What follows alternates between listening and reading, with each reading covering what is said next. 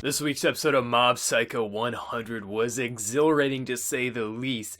There was so much action, we got to see so many members of this claw organization in action, we have so many unique powers, one of which who can make these dolls act like an army, which Mob totally obliterates like it's nobody's business. We have one who can literally control evil spirits when Dimple goes after one of these guys. Like, there's so many unique personalities as well as powers that it was really exciting seeing not one or even two, just so many unique ones all in action in one episode, seeing everyone kind of split up, search for everyone, and having their own battles and struggles. And I really enjoyed Mob's interaction. I forget her name, but the bigger woman who goes after Mob after he totally obliterates the dolls and makes that little girl cry. And Mob starts crying saying, "My master told me I'm not supposed to hit women, so why do I have to fight?" And I just loved her interaction of her saying, "You're a gentleman, but you gotta fight normal." I mean, and only in anime could you get a fight where the opponent doesn't just kill you for starting to cry. Like, I mean, any other, like,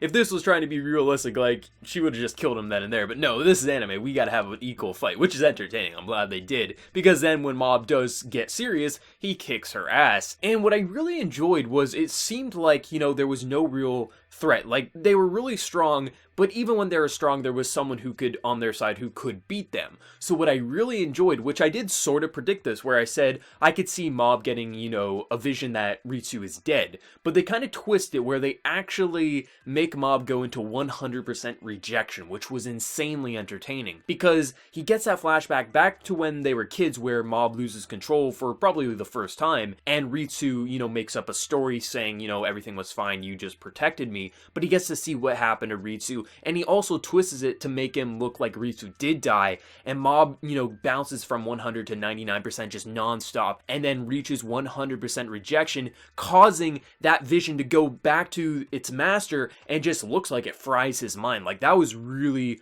entertaining, and I would say that's probably my favorite 100% Mob we've seen so far. It was really different, and just, I mean, that's gotta have some impact on him, after this fight.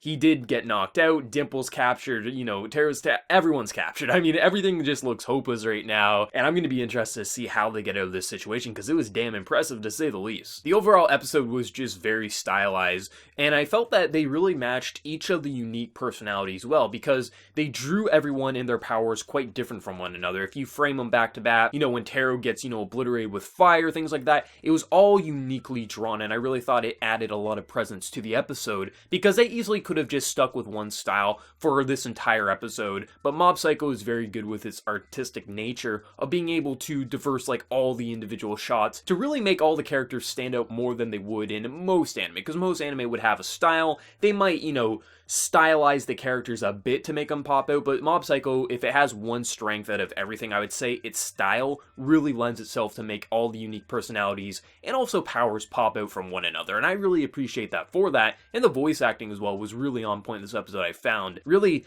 the only thing I could call a downfall is that I wish some of these, powers got a bit more screen time, because some of them were really unique, especially that fire guy. Like, his pyrokinesis was amazing, but Teru just literally puts a barrier around the source of it, which causes him to get set aflame, and you can just see him charred. And I mean, I wouldn't mind a couple more minutes with that, but I mean, it's a minor complaint just because they had a lot of content to pack in this episode, and they did it damn well, I'd say, for how much they got in, and it was really entertaining. Now, I'm really interested to see what could happen next week, because I do think, that vision Mob had is going to have some sort of impact on him in next week's episode or episodes past that, because this is Bones, we're probably going to get a split core confirmation, after this season wraps up, because originally it was planned to be 24 and now it's only 12, I think, which kind of indicates that they were probably planning on doing, back-to-back season, but they probably just didn't have time. And with how stylized Mob Psycho is, I mean, it's not crazy that they need some time to polish, future episodes, things like that. But this episode was really good. I was hearing so much hype around that it was going to be a really entertaining episode, and I didn't know what to expect. And coming in,